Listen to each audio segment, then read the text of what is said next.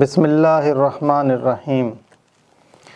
تم ہو آپس میں غضبناک، وہ آپس میں رحیم۔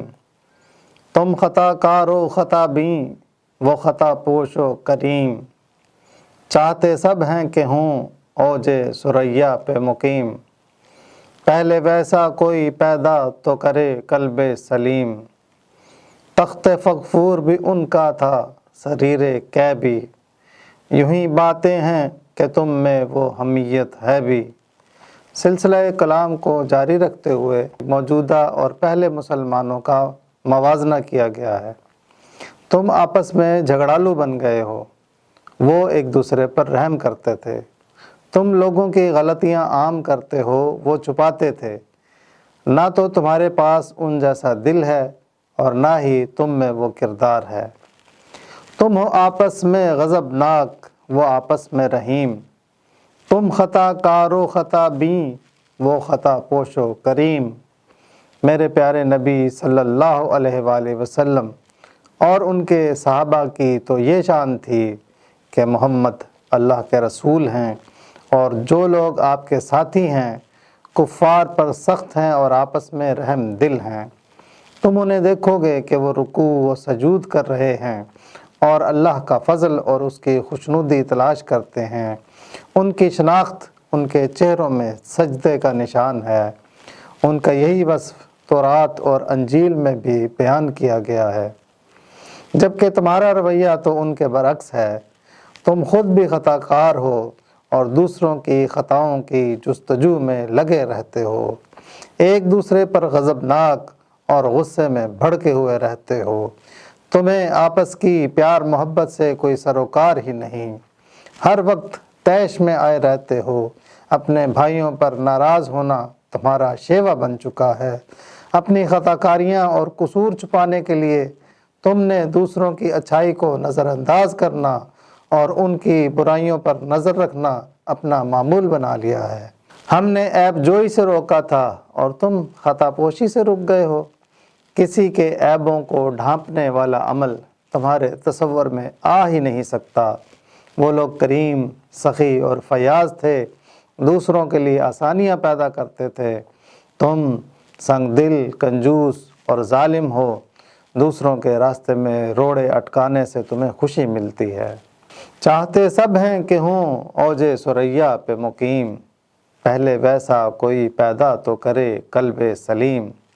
جو مقام تمہارے اسلاف کا تھا، اب تم بھی وہی ستاروں جیسی بلندی والا مقام حاصل کرنا چاہتے ہو۔ اس اونچائی پر مقیم ہونا آسان نہیں ہے۔ اگر وہ بلند مقام چاہیے تو پہلے اپنا دل ایسا بناؤ جو نیک اور بد میں تمیز کرنے کا اہل ہو۔ وہ قلب اچھی باتوں کا اثر قبول کرنے والا ہو، برائیوں سے بچنے والا ہو۔ تخت فغفور بھی ان کا تھا سریر کی بھی۔ یوں ہی باتیں ہیں کہ تم میں وہ حمیت ہے بھی۔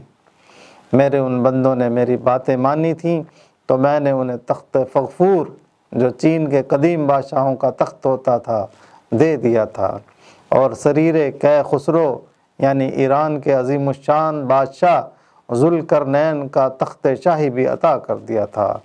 اب وہی شاہی گدیاں اور مسندیں تم بھی مانگ رہے ہو۔ تمہارے دعووں میں کوئی حقیقت بھی ہے یا یہ سب کھوکھلے دعوے ہیں؟ تم میں کوئی حمیت، غیرت یا شرم موجود ہے یا نہیں؟ عمل کر کے دکھاؤ گے تو بات آگے بڑھے گی۔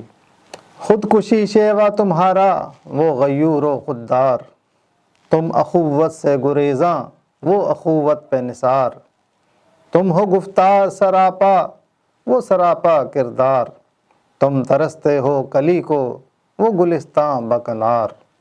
اب تلک یاد ہے قوموں کو حکایت ان کی، نقش ہے صفحہ ہستی پہ صداقت ان کی۔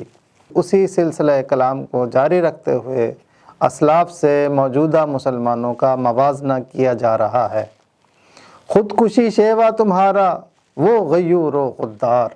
تم اخوت سے گریزاں، وہ اخوت پہ نثار۔ تم لوگ اتنے نادان ہو کہ اللہ پر توکل کرنے کی بجائے خودکشی کر کے اپنے آپ کو مار دینے والی عادت کو اپنا رکھا ہے۔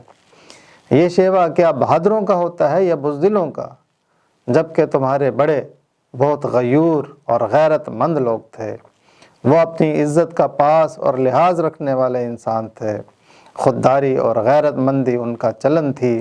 وہ عزت نفس کے منافی امور سے بچنے والے اور سنجیدگی سے جینے والے افراد تھے۔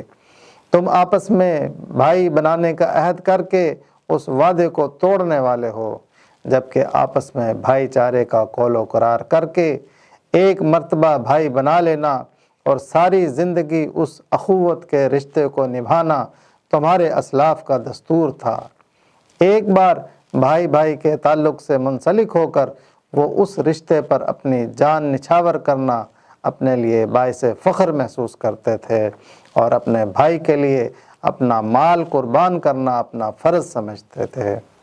تم ہو گفتار سراپا وہ سراپا کردار، تم ترستے ہو کلی کو وہ گلستان بکنار۔ تمہیں فضول باتیں بنانے کا شوق ہے، تمہاری ہر موضوع پر بولنے کی خواہش ہوتی ہے، خواہ اس موضوع کے متعلق تمہارے پاس علم بھی نہ ہو، اور خالی خولی گفتگو کرنے کی یہ تمنا تمہارے سر سے لے کر پاؤں تک سرایت کر چکی ہے، جبکہ تمہارے اسلاف ابتدا سے انتہا تک کردار پر یقین رکھنے والے انسان تھے۔ وہ عمل اور چال چلن کا پیکر تھے، سیرت و کردار ان کی زندگی کا خاصہ تھیں۔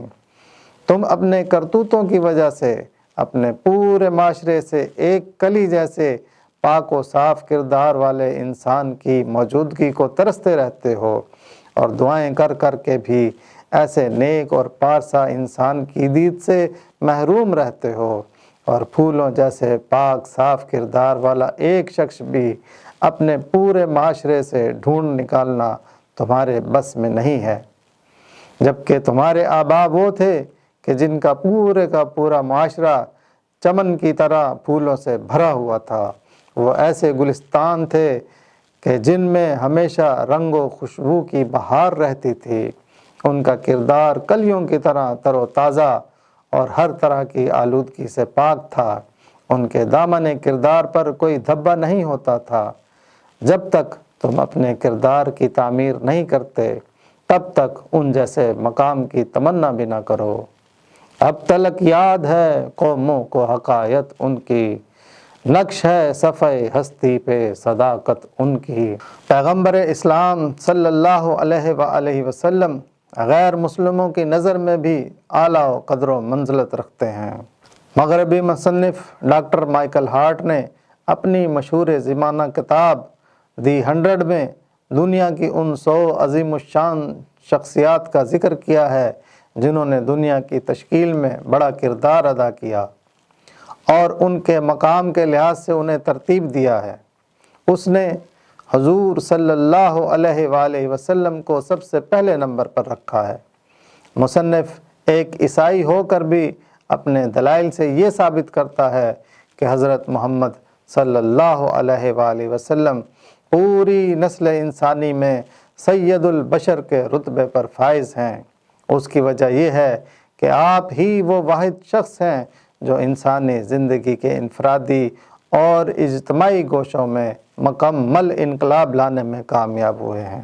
تھامس کارلائل نے 1840 کے مشہور لیکچرز میں کہا تھا کہ میں یقین رکھتا ہوں کہ محمد صلی اللہ علیہ وآلہ وسلم کی طبیعت میں نام و نمود اور ریاکاری کا شائبہ تک نہ تھا، اور نہ ہی دنیا داری کی خواہش تھی۔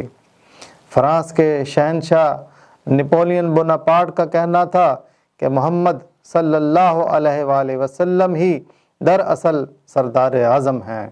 آپ صلی اللہ علیہ وآلہ وسلم کی تعلیمات کے ذریعے 15 سال کے قلیل عرصے میں لوگوں کی کثیر تعداد نے بتوں کی پرستش سے توبہ کر لی۔ جارج برنارڈ شاہ لکھتے ہیں، موجودہ انسانی مصائب سے نجات ملنے کی واحد صورت یہی ہے کہ محمد صلی اللہ علیہ وآلہ وسلم کو اس دنیا کا رہنما بنایا جائے۔ گاندھی جی نے لکھا ہے کہ بانی اسلام نے اعلیٰ اخلاق کی تعلیم دی، جس نے انسان کو سچائی کا راستہ دکھایا اور برابری کی تعلیم دی۔ جب 1935 کے ایکٹ کے تحت الیکشن کے ذریعے ہندوستان میں پہلی گورنمنٹ بنی تو گاندھی جی نے اپنے وزیروں کو نصیحت کی کہ وہ اپنے سامنے حضرت ابو بکر صدیق اور حضرت عمر فاروق رضی اللہ تعالیٰ عنہما کی مثال کو سامنے رکھیں۔ جرمنی کے مشہور ادیب، شاعر اور ڈرامہ نگار گوئٹے نے اپنی کتاب دیوان مغربی میں آپ صلی اللہ علیہ وسلم کے قدموں میں عقیدت کے پھول نچھاور کیے ہیں۔ فرانس کے محقق ڈی لیمرٹائن نے اپنی کتاب تاریخ ترکی میں لکھتے ہیں کہ اگر انسانی عظمت کو ناپنے کے لیے 3 شرائط اہم ہیں، جن میں نمبر 1 مقصد کی بلندی، نمبر 2 وسائل کی کمی اور نمبر 3 حیرت انگیز نتائج، تو اس معیار پر جدید تاریخ کی کون سی شخصیت محمد صلی اللہ علیہ وآلہ وسلم سے ہمسری کا دعویٰ کر سکتی ہے؟ اس مصنف کے مطابق فلسفی، مبلغ، پیغمبر، قانون ساز، سپہ سالار، ذہنوں کا فاتح، دانائی کے عقائد برپا کرنے والے، بت پرستی سے پاک معاشرہ تشکیل دینے والے، 20 ریاستوں کو ایک روحانی سلطنت میں متحد کرنے والے صرف اور صرف محمد صلی اللہ علیہ وآلہ وسلم ہیں۔ ڈاکٹر شیلے پیغمبر آخر الزمان صلی اللہ علیہ وآلہ وسلم کی ابدیت اور لاسانیت کا اقرار کرتے ہوئے لکھتے ہیں کہ محمد صلی اللہ علیہ وآلہ وسلم گزشتہ اور موجودہ لوگوں میں سب سے اکمل اور افضل تھے، اور آئندہ ان کی مثال پیدا ہونا محال اور قطعاً ناممکن ہے۔ اے مسلمانوں، ان حقائق کو مد نظر رکھ کر اپنی کردار سازی کرو گے تو بات آگے بڑھے گی۔ اب تلک یاد ہے قوموں کو حقائق ان کی، نقش ہے صفحہ ہستی پہ صداقت ان کی۔ دیکھتے رہیں، کمنٹس کریں اور شیئر کریں۔ اقبال کی آواز عابد کے ساتھ۔